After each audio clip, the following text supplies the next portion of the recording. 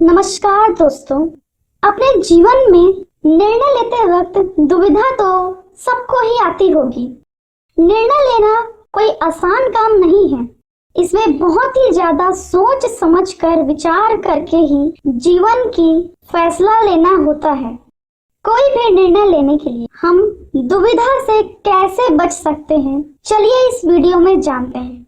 अक्सर हम निर्णय लेते समय असमंजस और दुविधा में फंस जाते हैं और आज श्री कृष्ण की इन महत्वपूर्ण बातों के द्वारा हम जानेंगे कि आप हर एक निर्णय को कैसे बिना किसी दुविधा में पड़े आसानी से ले सकते हैं।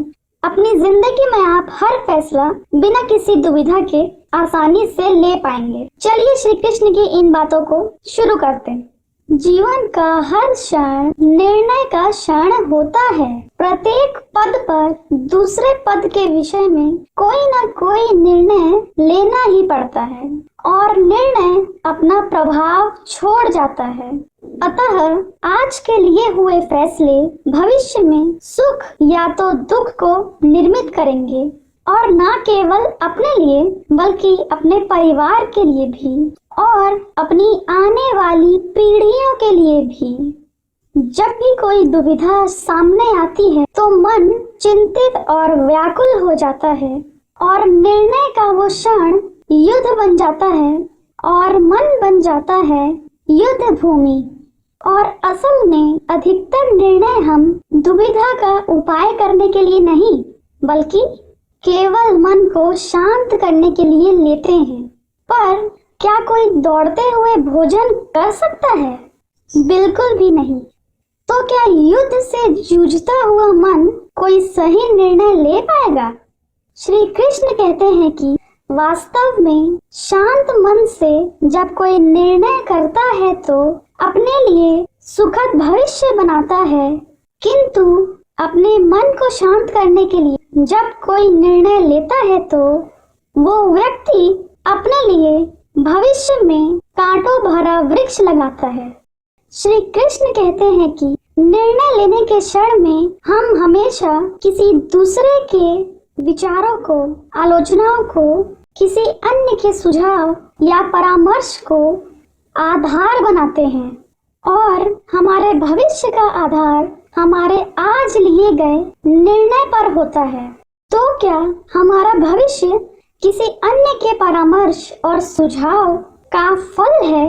क्या हमारा संपूर्ण जीवन किसी अन्य की बुद्धि का परिणाम है? श्री कृष्ण कहते हैं कि अलग अलग लोग एक ही स्थिति में अलग अलग सुझाव और परामर्श देते हैं। मंदिर में खड़ा भक्त कहता है कि दान करना चाहिए और चोर कहता है कि यदि अवसर मिले तो मैं इस मूर्ति के श्रृंगार तक चुरा लूं। धर्म से भरा हुआ हृदय धर्ममय सुझाव देता है और अधर्म से भरा हुआ हृदय अधर्म का परामर्श देता है। और जो मनुष्य धर्ममय सुझाव को स्वीकार कर लेता है तभी उसे सुख की प्राप्ति हो पाती है। परंतु मनुष्य ऐसे परामर्श को तभी स्वीकार कर सकता है जब स्वयं उसके मन में धर्म की भावना हो। और श्री कृष्ण कहते हैं किसी का सुझाव और परामर्श स्वीकार करने से पूर्व स्वयं अपने हृदय में धर्म को स्थापित करना आवश्यक है। श्री कृष्ण कहते हैं कि हर मनुष्य अपने भविष्य के आधार पर आज का निर्णय लेना चाहता है। भविष्य में सुख मिले, भविष्य सुरक्षित हो, तो ऐसे निर्णय ही मनुष्य आज लेना चाहता है। आप अपने ही जीवन को देखिए, क्या आपके हर निर्णय के पीछे भविष्य का विचार नहीं होता?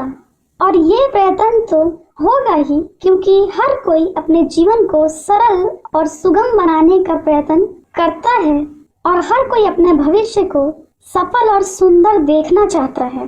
परंतु श्री कृष्ण कहते हैं कि भविष्य तो कोई भी नहीं जानता, केवल कल्पना ही की जा सकती है। तो मनुष्य अपने जीवन के सारे निर्णय केवल कल्पना के आधार पर ही करता है। क्या निर्णय लेने का कोई तीसरा मार्ग हो सकता है?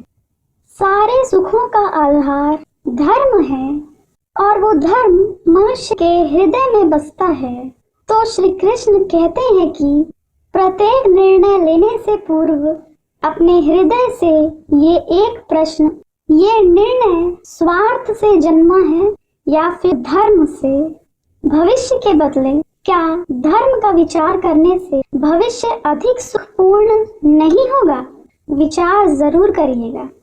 दोस्तों, उम्मीद करते हैं हमारा आज का वीडियो आपकी जिंदगी को सुंदर और सफल बनाने में मदद करेगा। मिलते हैं अगले वीडियो में। वीडियो देखने के लिए बहुत बहुत धन्यवाद।